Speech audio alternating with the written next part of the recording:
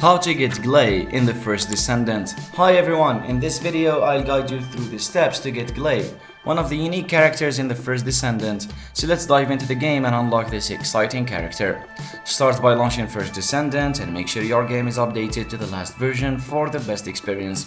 Begin by completing the initial quests or missions in the game. This will help you level up and earn rewards that are crucial for unlocking new characters. To unlock Gley, you need to reach specific level milestones and complete certain in-game challenges. Check the character's unlock requirements in the game's characters menu or official guides for exact details. In some cases, you might need to use in-game currency or complete special events to unlock Gley, so keep an eye on the game's event schedule and store for any offers related to this particular character. And there you have it. Follow these steps to unlock Gley in the first Descendant. For more gaming tips and guides, check out the video description. Thanks for watching and see you in the next video.